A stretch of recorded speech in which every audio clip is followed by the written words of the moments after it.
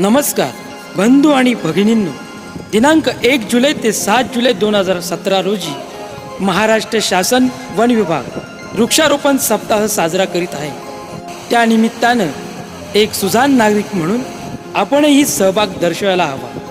या उदात्त हेतून वन विभाग शापूर प्राध्यापक श्री गोपाळ वेखंडे लिखित वृक्षारोपण या गीतातून आम्ही वृक्षारोपण व वृक्ष संवर्धन जनजागृती करीत आहोत।